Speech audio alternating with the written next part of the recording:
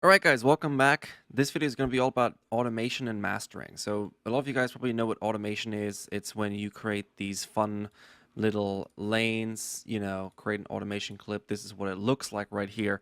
And essentially what this enables you to do is control certain parts of music automatically. So, in a live setting, you can obviously turn knobs, but in a recorded piece of music, you need to create automation clips or some form of modulation of a value that you want to automate, so you can do so without having to do it while you record or export something. So in mastering, that means to, or at least for me essentially, and for a lot of other different mastering engineers, it's an easy way to say create more impact, or to make sure that something is sitting in the mix very linearly. So say, for example, a vocal, if you don't want to compress a vocal, you can automate it so that you don't get those really nasty parts of compression, which can be annoying.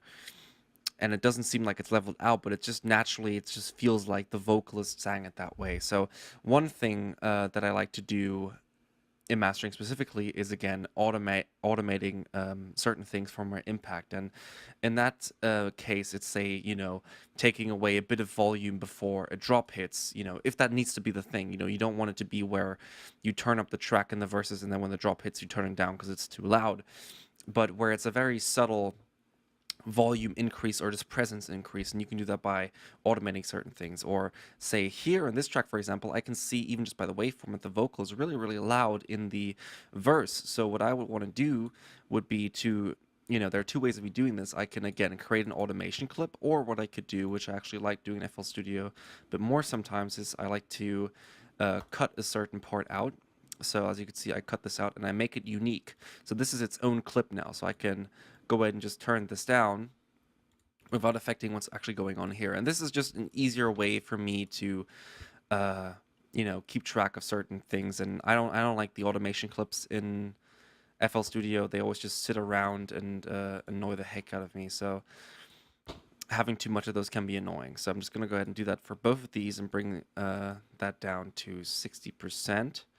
So that should very nicely, just decrease that clip amount. But again, this isn't ideal in a lot of cases. So for example, there's that one peak there, and I would want to control that one peak at the end, so I cannot really do that effectively. I mean, I could technically just cut out that one piece and make it unique as well, but that to me just seems like it's just too much effort for what we're actually trying to do. So let's just actually go ahead and copy the value, which is 60%, and make sure that we're pasting that in here as well. So that's 61% for some reason. Let's try and get the original value of this. All right, so apparently it's 61. Doesn't make a huge difference, but let's just make sure that this is at 60. So copy the value of this, and boom. So just make sure that the peak at the end here, just take that down just a slight bit, and then that goes back up. It doesn't really matter because this is a different clip as well. So this automation clip isn't affecting this at all. So it doesn't really matter, but just in terms of best practices, let's just go and take that down just a slight bit, just a slight bit. Okay, cool. And now we can go ahead and also just copy that over to the other part. Just press Shift and boom, there you go. Oops. And yeah, that's all line. And this again is going to, open up and bring more bit of space. So let's actually take a listen to that.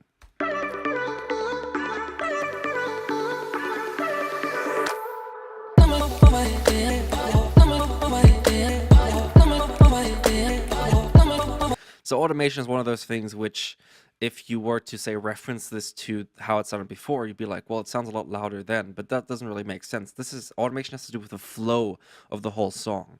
It has to do with how hard a certain part is hitting, or how something affects the mood of the song. So to me, this might even still be a bit too loud in the verse. It's just the vocals just so overpowering over all these other elements. So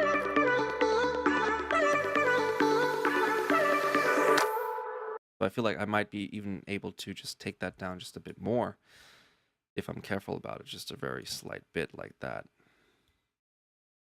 And now this would render this to probably be like 55% or something of that nature. Well, that's not too much. And let's actually enable this again.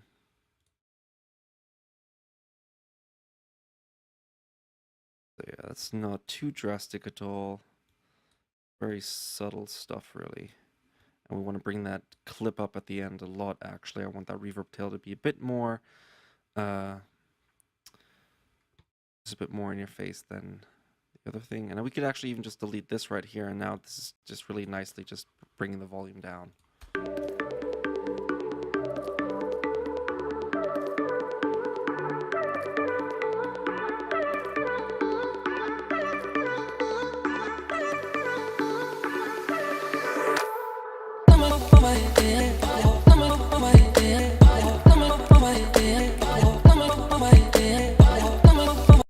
And this is really nicely, in my opinion, the automation of this just really nicely kind of opens up a bit more space for the drop to have a bit more impact and kind of encourages the listener to turn it up a bit more and just enjoy it. And this is really powerful of volume as well. So say, for example, if I wanted to take down the volume of the gain balance that I have on my master track, which is actually taking down the volume a bit, so once I actually start pushing stuff a bit louder with Maximus, that I can level match it fairly. But say if I had a different fresh fruity gain balance on here, I could go ahead and just, you know, make sure that the verses are definitely a dB quieter than the drop, or say if I have an intro, that I make sure that the intro isn't as loud as the drop, because, you know, you want to gain stage the track in a certain sense that the most important parts of the track are the loudest, you know, and not by like a greater margin, but really just you want to build that like cyclical kind of tension and release in certain things. And automation definitely has benefits over just strict volume, you know, decreasing. Like say if I take down this kick by a dB or something like that, you know, this now is for the whole track. This is like I won't be able to change that. You know, it doesn't this volume change doesn't change throughout the track, and automation offers you the ability to make it feel and flow like music, because music isn't stale. Essentially, it's, you know, constantly moving, and that's what also makes things interesting. So I might as well actually leave this kick down here. I still think that it's a bit too loud, and this will probably also affect the multiband compressor differently as well. So let's take a quick look at that.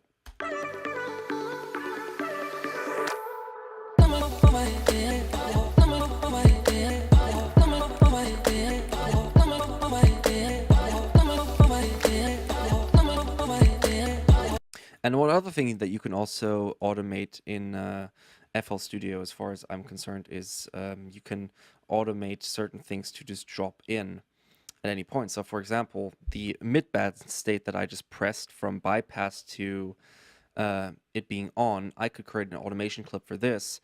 So that, say for example, in a certain part of the drop or whatever, I feel like the vocal might be too loud, or say for example here in the other part of the track, say if I feel like the kick drum is getting a bit too extreme, even though, I mean, really this is the same volume, so it wouldn't matter. But say for example this part of the kick drum is louder than this one, I could go ahead and just automate the threshold for it to, you know, do a bit more compression in this area and then go back to what it was before. So again, you can really get into the subtleties of certain things and make sure that everything's flowing as easily as possible, and make sure that everything is as engaging as possible. So just a very simple thing on the side right here, but really important, again, to make sure that everything's sitting really nicely. And let's take a quick listen to the other parts here, which we might want to automate as well.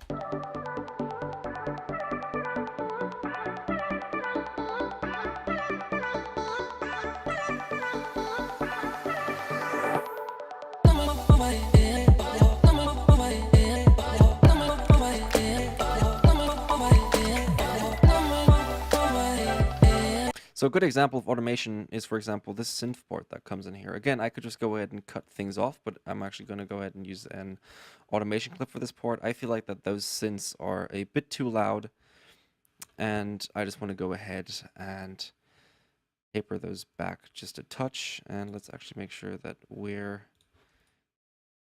have the proper volume for this. We start with the proper volume, so that's the standard. And we want to say bring this down to, let's say, 72 or 70, something of that nature. And then we want to bring that back up at the end here as well. So kind of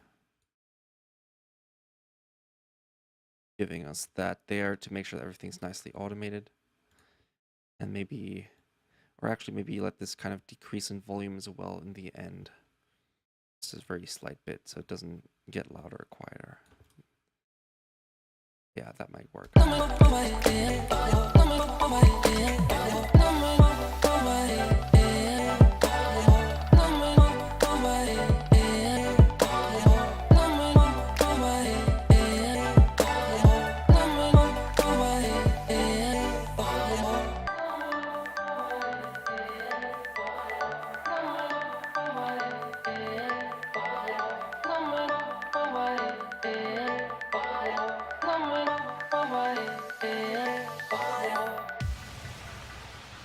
So nice of just fading out there, and as you could tell, just very subtly, it's helping those synths sit in a lot nicer with that vocal in that part. So just a very basic lesson in automation. I think one of the most popular things to do in terms of building tension in a build, for example, is automating some form of a reverb or a low cut towards here. It's very, very popular.